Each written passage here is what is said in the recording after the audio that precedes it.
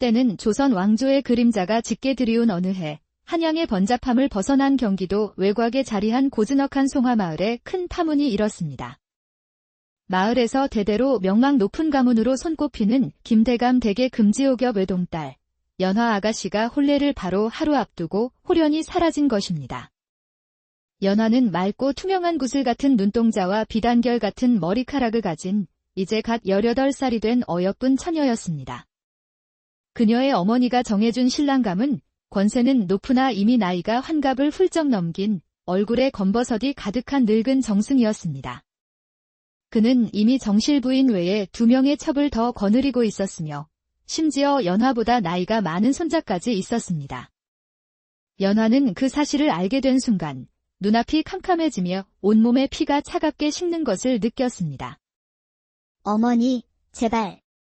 소녀가 어찌 할아버지 뻘 되는 분과 부부의 연을 맺을 수 있겠사옵니까? 차라리 죽는 것이 낫겠습니다. 입 다물거라. 그 어른께서 기울어가는 우리 가세를 일으켜 세워주시기로 약조하셨다. 내 한 몸 희생하여 가문을 살리는 것이 양반과 여식의 도리이니라. 연화의 집안은 겉보기에는 화려한 기와집에 비단 옷을 입고 살았지만 실상은 아버지가 진 막대한 빚으로 인해 집안의 기둥뿌리가 썩어 들어가고 있었습니다. 혼례 전날 밤, 칠흑 같은 어둠 속에서 연화는 굳은 결심을 내렸습니다. 차라리 이 자리에서 죽을지언정 그런 치욕스러운 혼례는 결코 할 수 없어. 그녀는 가장 아끼던 옷 몇 벌과 작은 보따리 하나만을 챙겨 몰래 담을 넘어 집을 빠져나왔습니다. 그녀가 향한 곳은 어머니의 오랜 친구이자 지금은 홀로 지내는 마음씨 좋은 과부, 박씨 부인의 집이었습니다. 박씨 부인은 연화의 딱한 사정을 듣고는 혀를 차며 기꺼이 사랑채를 내어주었습니다. 아이고, 가엾은 것 걱정 일랑 말고 우선 여기서 몸을 피하거라. 마침 나도 친정어머니께서 위독하셔서 한동안 집을 비워야 하니 아무도 눈치채지 못할 게다. 연화에게는 더할 나위 없이 좋은 기회였습니다. 그녀는 박씨 부인의 따뜻한 배려에 눈물을 글썽이며 감사 인사를 전했습니다. 그런데 사랑채에 머물게 된 첫날 밤부터 기이한 일이 벌어졌습니다. 담장 너머 옆집에서 밤이 깊어지자 격렬한 절구질 소리가 들려오기 시작한 것입니다. 쿵, 쿵, 쿵. 규칙적이면서도 힘이 넘치는 그 소리는 밤새도록 계속되었고 그 사이사이로 여인의 애달픈 신음소리까지 희미하게 섞여 나왔습니다. 규방에서만 곱게 자란 연화는 얼굴이 홍당무처럼 달아올라 이불을 머리끝까지 뒤집었었습니다. 하지만 그럴수록 소리는 더욱 생생하게 귓가를 파고들어 도저히 잠을 이룰 수가 없었습니다. 다음 날 아침, 연화는 밤새 자신을 괴롭혔던 호기심을 참지 못하고 담장 틈새로 옆집을 조심스럽게 엿보았습니다. 그곳에는 26살 정도로 보이는 훤칠한 키에 선이 고운 얼굴을 한 젊은 사내가 연로한 어머니와 함께 살고 있었습니다. 연화가 마을 사람들에게 슬쩍 물어보니 그의 이름은 서준이며 양반가의 서자 출신이라고 했습니다. 그런데 이상한 점은 서준의 어머니가 친정에 가고 없는 밤에만 어김없이 그 소리가 들려온다는 것이었습니다. 틀림없어. 저 사내가 어머니 안 계신 틈을 타서 밤마다 여인을 품는 것이야. 연화는 서준을 여색이나 밝히는 난봉꾼으로 단정하며 혀를 찼습니다. 하지만 묘하게도 밤마다 그 소리를 들을 때면 가슴이 방망이 질치고 온몸이 뜨겁게 달아오르는 자신을 발견하게 되었습니다. 남녀의 일에 대해서는 전혀 모르고 자란 연화에게 옆집에서 들려오는 그 소리들은 금지된 미지의 세계를 엿보는 창문과도 같았습니다. 밤마다 반복되는 그 격렬한 소리에 연화는 자신도 모르게 얼굴을 붉히며 야릇한 상상에 빠져들곤 했습니다. 어떤 날은 조용하게 시작해서 점점 격렬해지고 또 어떤 날은 처음부터 거칠게 몰아치기도 했습니다. 도대체 저 사내는 하룻밤에 몇 명의 여인과 관계를 맺는 것일까? 때로는 이름 모를 그 여인들에게 질투심마저 느끼는 자신을 발견하고는 더욱 혼란스러워졌습니다.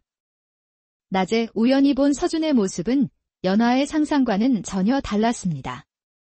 그는 마을 회관 한 구석에서 그를 모르는 아이들을 모아놓고 정성을 다해 하늘 천따지를 가르치고 있었습니다. 아이들의 눈높이에 맞춰 차근차근 설명해주는 그의 얼굴에는 진실함이 가득했고 아이들을 대하는 모습은 따뜻하기 그지없었습니다.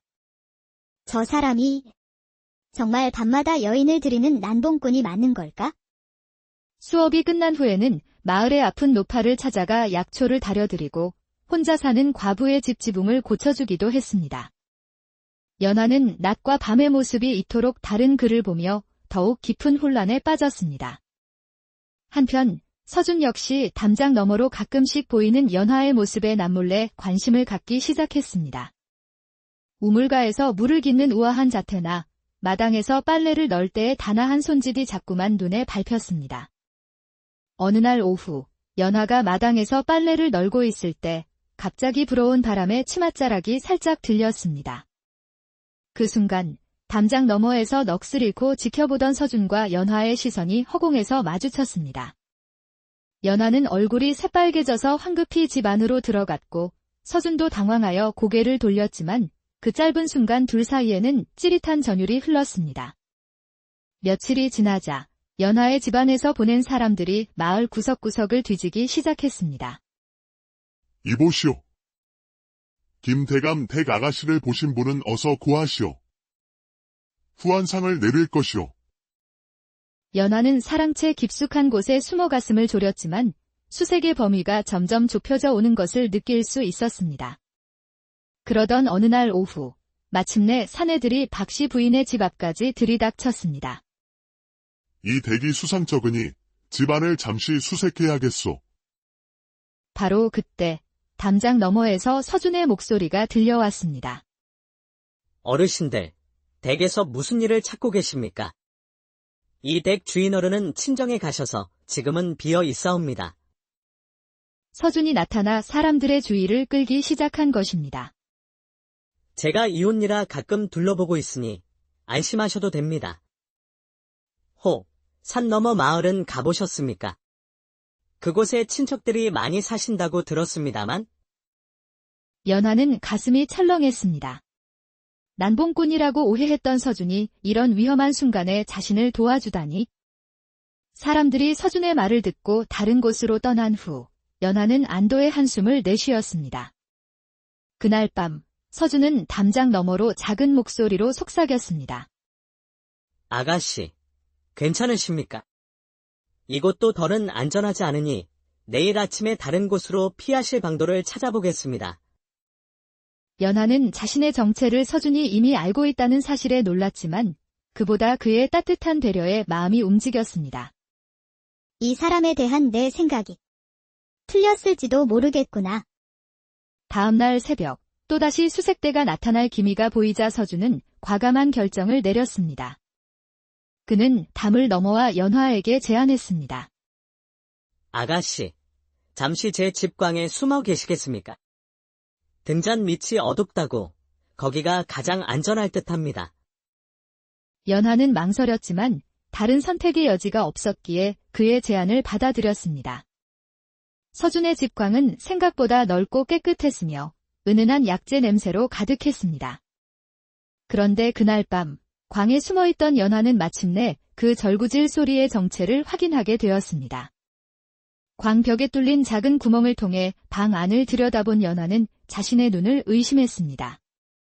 서준이 얼굴을 가린 부인과 함께 있었는데 그가 열심히 절구에 찍고 있는 것은 남녀의 정이 아니라 다름 아닌 각종 약재들이었습니다. 알고 보니 서준은 마을 부인들의 말 못할 부인병을 남몰래 치료해주고 있었던 것입니다. 서자라는 신분 때문에 의술을 펼칠 수 없었던 그는 의원이었던 아버지의 의술을 물려받아 밤마다 몰래 사람들을 돕고 있었던 것이죠. 절구질 소리는 약재를 찢는 소리였고 신음소리는 아픈 곳에 침을 놓을 때 환자들이 내는 소리였습니다. 연하는 자신이 서준을 얼마나 크게 오해했는지 깨닫고 얼굴이 화끈거려 견딜 수가 없었습니다. 며칠 동안 광에 숨어 지내면서 연하는 자연스럽게 서준의 일을 돕게 되었습니다. 약재를 정리하고 찾아오는 부인들을 위해 뒷정리를 해주었죠. 아가씨께서 어찌 이런 천한 일을 제가 하겠습니다. 아닙니다. 도련님 덕에 목숨을 구했는데 이 정도는 제가 해야지요. 함께 일하면서 연화는 서준의 진면목을 알게 되었습니다. 그는 의술뿐 아니라 사람의 마음을 헤아리는 따뜻한 마음을 가진 사람이었습니다. 서준 역시 양반집 교수임에도 굳은 일을 마다하지 않는 연화의 현명함과 따뜻한 마음씨에 점점 더 깊이 빠져들었습니다. 어느 보름달이 밝게 뜬 밤, 찾아오는 환자가 없어 둘만의 시간을 갖게 되었습니다. 도련님, 이 약재는 어떤 효능이 있는 것입니까? 그건 부부간의 화목을 돕는 약이라 할 수 있겠습니다. 서준이 얼굴을 붉히며 대답하자 연화 역시 그 말의 의미를 짐작하고 고개를 숙였습니다. 그때 약재를 건네주던 서준의 손이 실수로 연화의 손에 닿았고 둘의 시선이 마주치는 순간 방 안에는 묘한 기류가 흘렀습니다. 연화? 아니, 아가씨. 그냥 연하라 불러주세요. 연화. 저는 당신을 연모하게 되었습니다. 서준의 진심 어린 고백에 연화의 가슴이 세차게 뛰었습니다. 저 역시 도련님을 향한 마음을 숨길 수가 없습니다. 서로의 마음을 확인한 두 사람은 그날 밤 달빛 아래에서 조심스럽게 서로의 마음과 몸을 확인하며 사랑을 나누었습니다. 하지만 행복한 시간도 잠시, 양반딸과 서자라는 신분의 차이는 두 사람 앞에 놓인 거대한 벽이었습니다. 설상가상으로 서준의 어머니가 친정에서 돌아올 날이 다가왔고 연화의 집안에서는 수색을 더욱 강화하기 시작했습니다. 어머니께서 모레 돌아오십니다. 그 전에 다른 곳으로 피하셔야 합니다. 이제 정말 헤어져야 하는군요. 제가 어디로 가든 결국 잡혀서 그 늙은 영감과 혼례를 치러야 할 것입니다. 그렇다면 저와 함께 멀리, 아주 멀리 떠나시는 것은 어떻겠습니까? 안 됩니다.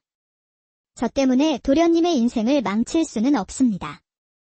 서자라는 신분도 모자라 도망자가 되시려는 겁니까?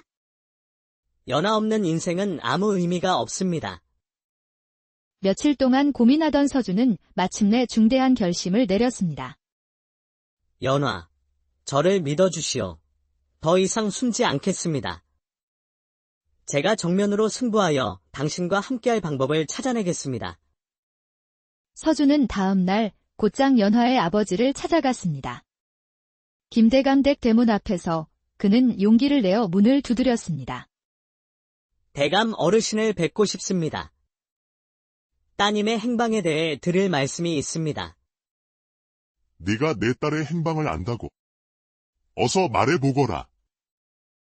그 전에 먼저 어르신께 제 진심을 고하고자 합니다. 저는 비록 서자의 몸이나 아가씨를 진심으로 연모하옵니다.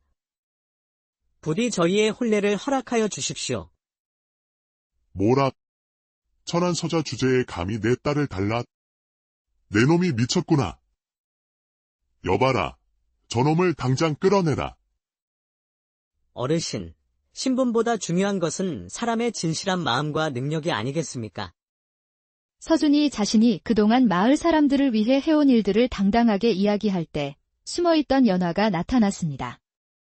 아버님, 이분 말씀이 모두 사실입니다. 저는 이 도련님이 아니면 그 누구와도 혼례를 치를 수 없습니다. 김대감은 딸의 확고한 의지와 서준의 당당한 태도에 큰 고민에 빠졌습니다.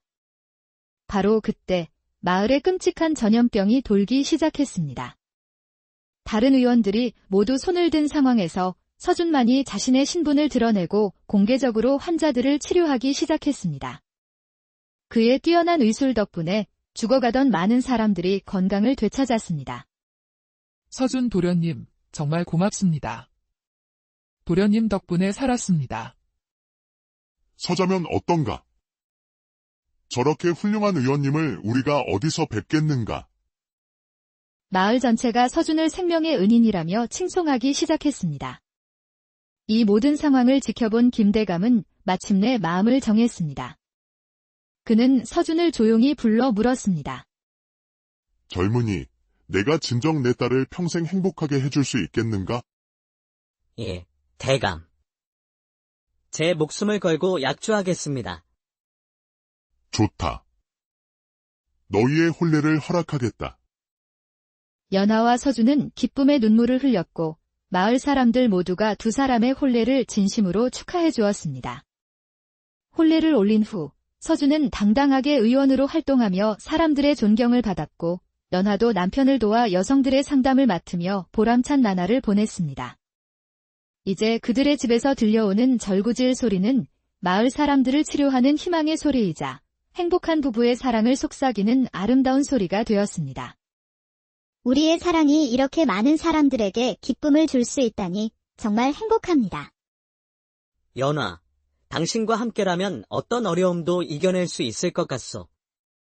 두 사람은 손을 꼭 잡고 앞으로 펼쳐질 행복한 미래를 꿈꾸며 미소를 지었습니다.